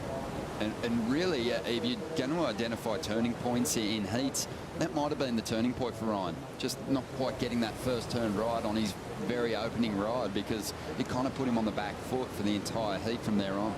Yeah, he just, you know, you've got to take these opportunities, and we heard in Jordy's interview, you know, he only stood up 3 times in his heat, and while there are a lot of waves coming through, you really do need to pick the eyes out of the good waves that have that perfectly tapered wall, that give you the opportunity to do 2 and 3 turns and have that finish. And well, this is an unusual start compared to what we're used to seeing from Italo. He's normally hot out of the gate, putting a big number on the board, and yet to do it. Yeah, an unusual start to the morning too, with that first quarter-final not running. Griffin Colapinto getting the jump through to the semis, with John Florence withdrawing from the contest due to a knee injury. Rich, is there an advantage to Griffin in surfing 1 less heat than his rivals today? If there is one advantage, it's just the fitness side of things, the endurance side of things. But to be honest with you, these guys are so well trained and so fit now, and the off-season training and even the competition period training that they do on off days and lay days and things like that, it's quite incredible when you think about it. So really, I don't really think there's too much of an opportunity or an advantage with Griff having not surfed his quarterfinal. Well, Italo up now. Just a couple of throwaways to kick this quarterfinal heat off, and he'll look to clean that up now. Just flowing his way through to the inside. No major turns done yet, and it's going to be another fall. So he's fallen in his first 3 rides. Yeah, this is uncharacteristic. And just thinking back to your point there, Ron, if anything, it might even be a disadvantage, not having been in the lineup and adjusted to the wind and feeling out the conditions for the day, where the guys that are progressing through their quarterfinals, they're one heat down. They've got that winning feeling already. So let's think about it that way. Yeah, well, Griffin was down here bright and early. I'm not sure whether he got out there for a warm-up, but if you were surfing out there yesterday trying to warm up for today, it would be very difficult to gauge your performance yesterday on what you got to do out here today, because strong onshore winds blowing yesterday as we see Italo climb on the ski here. Yeah, totally different day, and you can see Italo just signalling for a board change here.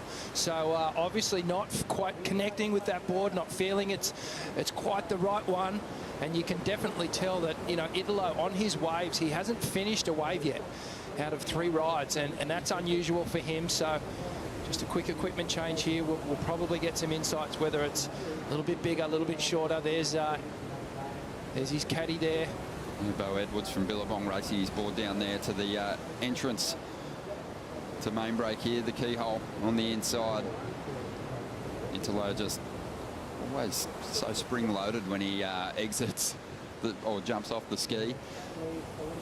We saw that in the earlier rounds. Probably did more toe-in surfing and step-offs than anyone else during the big break last year. We saw so much great free surfing footage of him over there in Brazil. Looks like he's opted for those glass-in fins on that board too. Yeah, a little different setup there. Looks like he normally has the fin systems. Perhaps a bit of damage there, as we can see. Dimity just checking things out. Maybe we'll get some insights. But Italo, he'll hammer it back out, jump on the ski, get back out the back. Still 25 minutes to go. Oodles of time. Plenty of time on the clock. And Italo, I think an easy decision to get on a different board after falling 3 times in a row. Felipe Toledo, he had a 2.83 earlier on. Just one turn. But this heat is yet to catch fire. But we have a feeling that it's going to combust at some point. It has to, with the caliber of these 2 Brazilians in the lineup, Italo and Felipe. We just know how much of an entertainer Italo can be, and obviously Felipe too. He's just had so many memorable moments throughout the last, well, decade really on tour. And having a look at the final 5 there, Ron. Yeah, Italo with a victory can really make a big jump up the leaderboard, an important jump at this stage, but Medina still sitting so solid in that #1 position. It's likely up for grabs here. John Florence, still a quarter-final result for him, despite the fact he withdrew injured. Well, have a look at where Felipe is sitting, excuse me, right now, way back down there, just behind Jordy Smith, who is still in the event as Griffin Colapinto. So a great opportunity for one of those 3 guys to really jump up into that final 5 position. And, well, a couple of notables there that we're missing in that final 5. So, well, bit of movement. I think we're definitely going to see it. And have a look at those lines marching into the competition zone right now. Well, Dimity was down there on the water's edge. Dim, what was the story with the board change for Italo? I love getting involved and seeing what the boys are riding, and I just wanted to go down and check and see what that board change was all about. But they're both 6.0s, both rounded pin tails, so not too much change in the board. He might have just been not feeling it, and sometimes mentally, if you're having a bad start to the heat, just something as small as changing a board can reset that rhythm. Yeah, that's right. And I think it was a smart choice, because there was no big number on the board, so to get that sort of mental edge back, I think will work well in his favour. He didn't miss anything, Laura, with that board change. Oh wow, yeah, my gut instinct was that it was going a bit smaller with that board, but like Dim said, he's just gone the same thing, 6.0. But yeah, maybe it's just a mental thing. He just wasn't feeling it. It's been a slow start to the heat, and it's been a slow start to the morning. I'm at the back with Domenic here at the moment, and it's beautiful, but there's a lot of lump in the ocean, and I think there's the southwest swell, and it's hard to find the really good tapered walls. However, best set of the morning coming through now, and it looks like Felipe is going to head. Yeah, Felipe having a dig at this one. Drops to the bottom. Gets up high so he can make the most of that first section. As it flattened out, he did well to let go of a solid turn. Now carving back to the pocket. And gets up into the lip early here.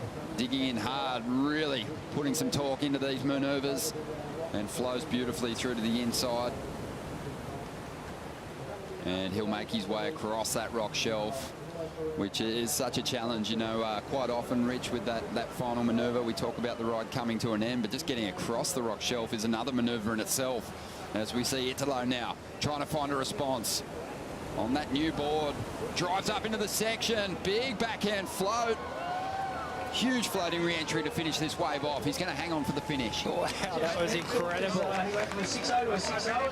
Unbelievable stuff. And I'm wondering whether he just had a different fin setup. If the board was basically exactly the same, whether he had a slightly bigger fin in this new one because he was just not quite in control off the top, and maybe he just wanted a little bit more grip. So it seemed to have worked a lot better on that ride. And Italo getting to the finish on that one. Here's a better exchange. We're going to see some numbers drop down as we watch the replay of Felipe. Look at this thing standing up. Slashing turn to get things underway on this ride. A big carving, goes right out on the face, carving cutback, and then gets another nice slash on the inside as we hit this foamy part. Gets to the finish. See how that one tapered off into almost nothing. You watch the difference in the finish of Italo's wave. As we see here, so grinding off the top there, straight back up into the pocket, and look how much bigger the end section is. Almost lost it as he was leaning in off his heels, but was able to regain and get up on the lip, and gets that finish there. Amazing stuff.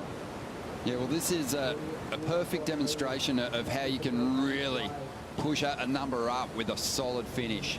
And Italo was kind of gifted with that opportunity at the end of this ride. Felipe didn't get that same chance to attack a big end section. His ride tapered off, but the board change, Rich, it was to go to a smaller fin, and it worked well for him.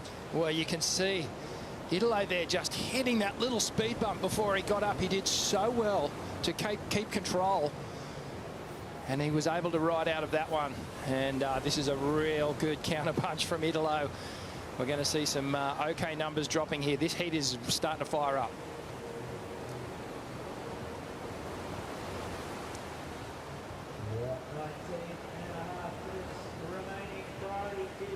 Nineteen and a half minutes remaining here in quarterfinal number 4, and solid numbers starting to drop for these two absolute showmen on the championship tour. A 6 for Toledo, but an 8-point ride for Italo, getting some serious credit for attacking the end section. I think it's difficult to float an end section here at main break Margaret River. Coming up under the lip and still maintaining control is, well, that just says something about the balance this guy has with that square stance.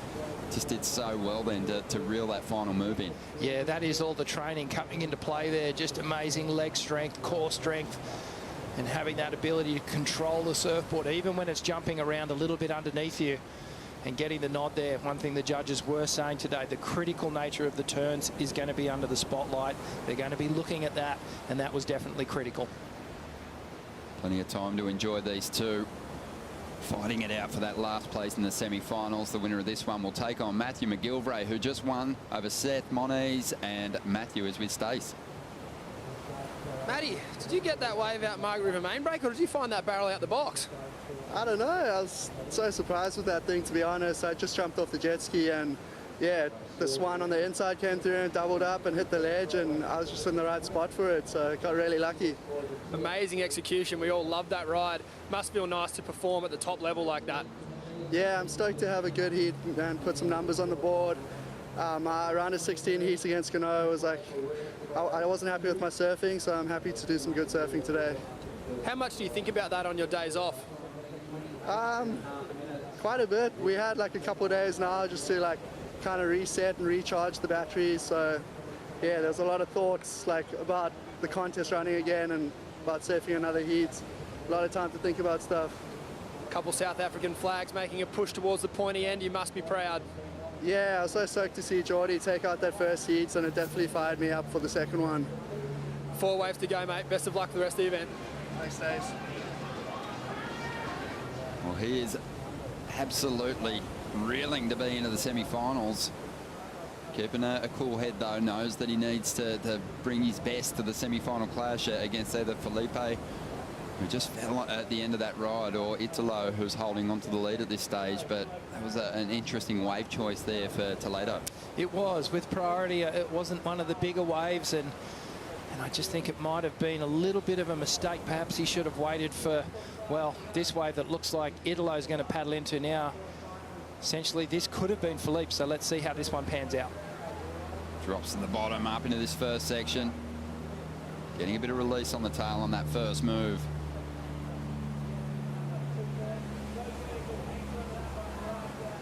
Italo finishing off another wave here at main break in style. Great composure. Has that rock solid balance that he can really rely on here. It's such a tricky end section to read. And Italo getting the completion there once again. Was hanging on to a 2.07. Don't think it'll be as lofty as the 8-point ride this wave, but clean surfing. It'll be a nice backup and put the pressure on Toledo. The difference between Italo's waves that he's picking is that they're having this taller end section, a bigger dynamic finish. Look at how critical that was there. Almost doing that figure 8 motion on his backhand. Slow it right down here. As we see Italo about to lean on the hillside rail here, driving off that rail, off the fins, back up into the lip. And just a very clean slicing turn there. Gets the little fin release. Back into the control position now. And then watch this. Extends out on the face as it flattens out a little bit. And watch how he just turns almost off the foam there. So drives straight back on here. Gets a little turbulence. Now the fins are re-engaged. And then bang, almost gets to 12 o'clock. Up and over the roof. Really critical. Weightless. Keeps control. He does it so well. Well, for me, that wave perfectly demonstrated just the evolution in the fundamentals of Italo surfing. The way he's now able to transition rail to rail, goes really deep on those bottom turns, as you said, found that white water. And every time a surfer is fading back into the bowl like that and riding over the white water, it just reminds the judges that the placement of those maneuvers is as critical as it possibly can be. But just that element of flow to Italo surfing these days. When he decides he wants to surf clean rail to rail, it's up there with some of the best. Oh, it's beautiful to watch. And the unique thing is that he can go to it at any time. But then he also has this real kind of frenetic energy when he is riding sometimes, and he can cut that bottom turn a little short. He sometimes does a 2 and a 3 stage bottom turn when he's really twitching out. But I like to see the sort of cleaner entry. I think it just allows you to accelerate a little bit more. He often goes to that more shorter, twitchier bottom turn when he's really setting up for the aerials. So a 5.73 on the last ride. Up again now. Might see him push a little harder on this wave. No, he's going to opt out of it. That was wave number 6, and he's got 13.5 minutes to go. Even though he's had a few more waves than Toledo, you'd have to say it's been a pretty quiet heat for Italo so far. Yeah, well, normally he rides about 10 or 12 waves. He just loves to entertain us. But I think at Margaret River main break right now, there needs to be a bit more of a calculated approach. The wave choice is definitely a factor here. And I think Felipe Toledo, well, he knows now he needs a decent score here. Basically, the 5.73 of Italo's, the backup score, is only slightly matched by Felipe's 6-point ride there. So he really does need, well, as he needs the 7.74 to advance, to get out in the lead here. He knows he needs a better ride here. He needs to pick a better wave that has that taller end section where he can really open up, finish the wave strong.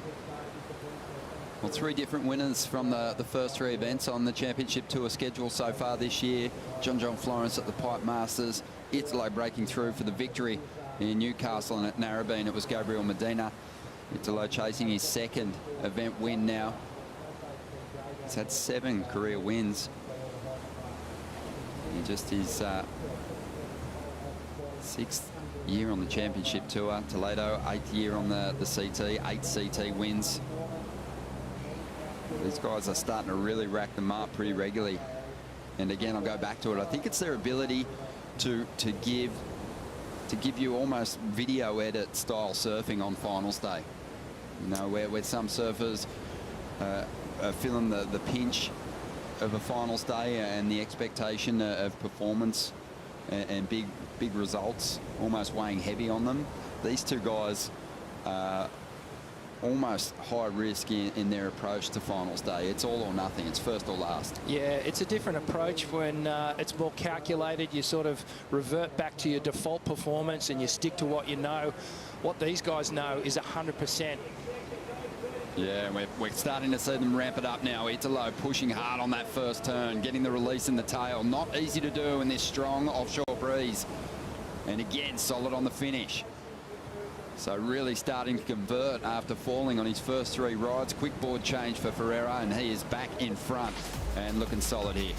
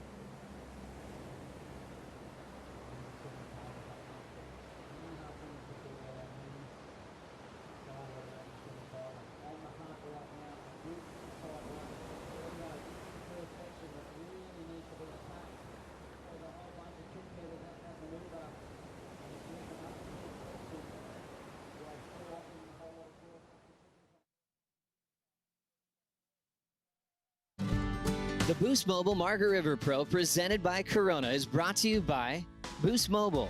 Stay connected with Boost Mobile on Australia's biggest mobile network. By Harvey Norman, the official lifestyle destination of the World Surf League Australia. By Dometic Outdoor, stay longer, go further. By Healthway, building a healthy Western Australia. And by Shire of Augusta Margaret River, strategic sponsor of the Boost Mobile Margaret River Pro. 9.5 minutes to go as Toledo looks to fight back against Italo. Beautiful carve to kick this ride off.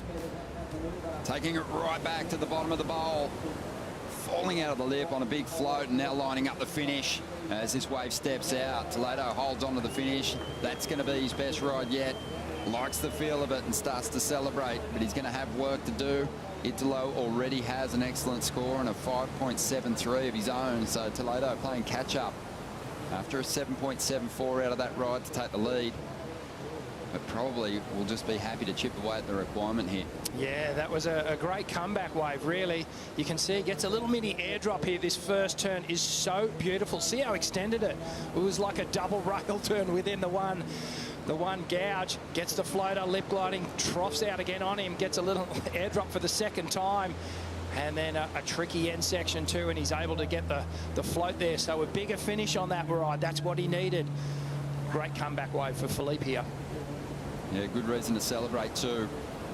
Had a couple of pretty average rides in his little scoreline there, but this one's going to be right up there. Big first turn, and that's something that Italo hasn't had just yet. He's had the big finishes, but some serious credit for Toledo on that wave. A 7.9 is the number.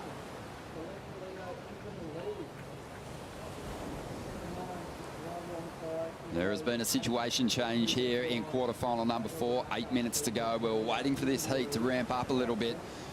And Toledo, he has just answered back in a big way. A 7.9 on that last ride. There's the judges' numbers. Also counting on a 6 at the moment. That puts him out in front. Italo now needs a 5.9. Italo starting to really rack up some rides. But the best of them leaves him short just a little bit. Needs a 5.9 as we see the water angle of Toledo's ride. Wow, how was the barrel behind him? And that rail turn is just something to behold here. Look how long he held it for. Right back into the power source. Gets the little critical lip floater there. Drops out. Nice patience here as he waited for this final section to stand up on the rock shelf. And you can see just the emotion in Felipe. He was happy with that one. He knew it was going to be a decent ride. And takes the lead. And this is what we wanted to see. These two guys going head-to-head, wave for wave. They're starting to put on that show that we wanted. Just under 7 minutes to go, and the first big adjustment that Toledo made, Dimity, was to get himself on a set wave, because prior to that he took a wave with priority. It turned into a 3.27. Much bigger wave there, and the board looked sharp. Yeah, finally we got to see him in a nice big juicy wave, and he's actually riding a 5.11 with a swallowtail, so it's really unique to see. Not many of the guys choose to ride that tail, but it's just really nice to see how spicy he was in those little moments where he could hold the rail really long, but then also got a little bit of extra release and was looking nice and loose. I don't have too much experience myself on swallowtails, but Rich, you might have a little bit more than me. What do you like about them? The Toledo fins, they're a very good all-round fin that really do adapt into those into all types of ways, but that swallowtail really complementing that all-round fin there, and it allows him to kind of knife onto that corner. It almost acts as a second or a separate pintail on the swallowtail, and as you go from rail to rail, it really has a lot of bite, and when you carve, you can really hold onto it for a long time, because you're basically using that little point on the tail to really knife through the wave face. We were talking about the evolution in Italo surfing, how much he's refined that rail-to-rail surfing. Felipe's another guy, and we've seen him go back-to-back at Jeffreys Bay using those beautiful big rail turns, that great variation that he possesses. But on that occasion, that first turn, he was dealing with some bump on the face, so he didn't want to just commit to the one big solid rail turn. He almost adjusted and dug in at one point and ripped through a couple of chops on the face on that wave. Here goes Italo. Let's see if he can find an answer. He's after a 5.9 here to get the lead back. Lines up the inside section, and he almost had it, but you can get ankle tapped out there pretty quickly.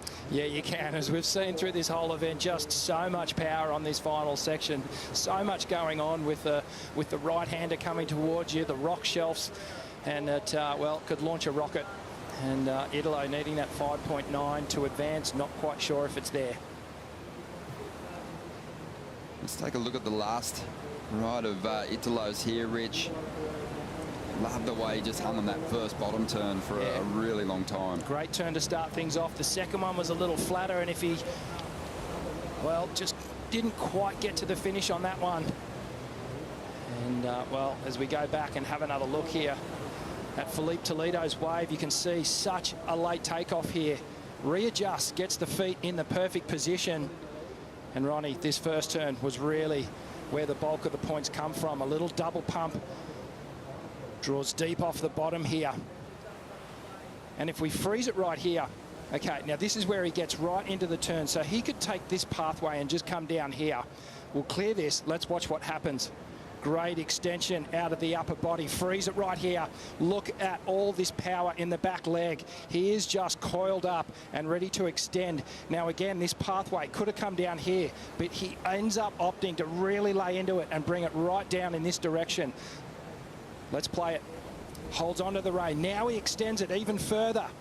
Gets the release. Now he has to put it back on the gas. Get control again and get down the line. So much control in that explosive whitewater section. And then he goes on to get that lip gliding floater there. But so much coil and power in those legs here. And just watch this. Hits the lip. Redirects. Keeps it going down the line here, because that wave just drops out from under him. Good patience here as he just waits for this final section. Hits the lip, gets to the finish. Really good comeback wave from Felipe Toledo. You could see the attention to detail just in his line of sight there, just how much he was trying to read the end section, knowing that it may step out on him. We saw Keely Andrew hit a wave that didn't look too dissimilar to the end section of that ride, and it went bone dry. So Toledo with that final hit, getting right on the back foot to maintain control and make sure if it is bone dry, he's over the top of that board, because it could be a disastrous way to end up on that rock shelf. 2.5 minutes to go. Just Laura Anaver out in the lineup, feeling a bit of a different vibe from each of the competitors at the moment. Yeah, Ronnie, such a different vibe. I mean, Felipe's looked so relaxed this whole heat. A wave came before and he was like looking underneath, looking at how pretty it looked. And I was like, come on, Felipe, get into it. But he's been so relaxed. Italo, on the other hand, just being, you know, so much energy. He jumped off the ski at full speed before. He's going to probably need an adjustment tomorrow, but let's see if he can chase down that number at the end of this heat. It's been an incredible one to watch. Yeah, 2 minutes to go. That wave count, it's getting to that typical Italo kind of wave count. He's not afraid to put the reps up. Super fit. You've got to be if you're going to ride that many waves on finals day and make it to the podium. But Toledo, he's out there. He didn't even look at this wave, and Italo's seen it as an opportunity to potentially get back in front. He's after a 5.9 out of this ride. He might need more on the end section here. Drives towards this final section. Gets the hit. In celebration mode. Richie love it. Well, Ron. At the moment. I'm not overly convinced. A 5.9 doesn't seem like a big number. And just looking there, it wasn't... Felipe really couldn't get to it. He would have had to do a super late takeoff. Italo, he did some great surfing there with a minute to go. Doesn't look like he's really going to try and get back out the back here. But that second turn was good. He got to the finish, so... He's asked the question. Toledo, though, can't wait for this number, can he? He's got to surf, potentially thinking that Italo's got the score here. Absolutely. He needs to find another wave here, because he needs to work on that 6-point ride. He needs to assume that Italo has the win. He's got the score. Numbers coming in now. It's going to fall short. 4.93. He was after a 5.9. 35 seconds to go. Italo shaking his head.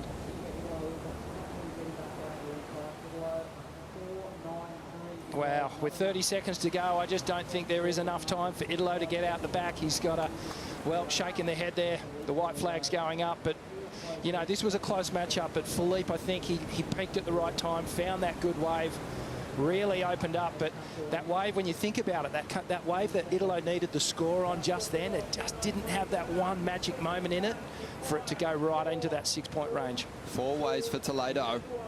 The best of them are 6 and a 7.9. 10 waves for Italo. Wasn't able to turn it on his final ride.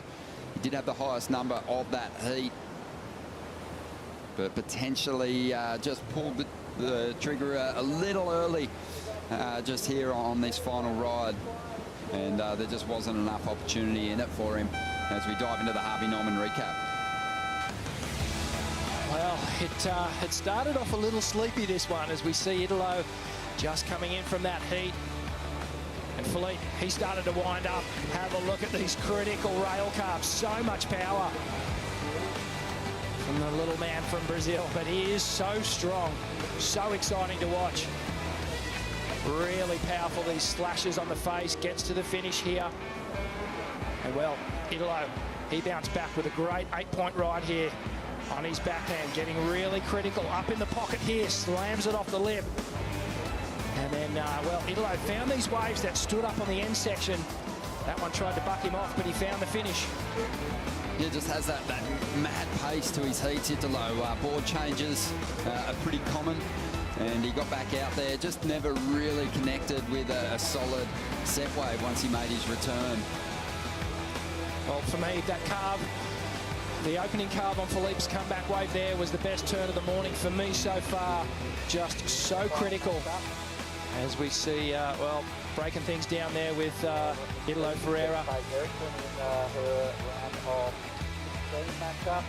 Well, as we head to the semis and finals, anyone watching on YouTube, please check out worldsurfleague.com to enjoy the rest of the competition. Felipe Toledo charging through to the semi-finals. We'll take a quick break. When we return, we'll get the women's semi-finals underway with Joe and Bugs.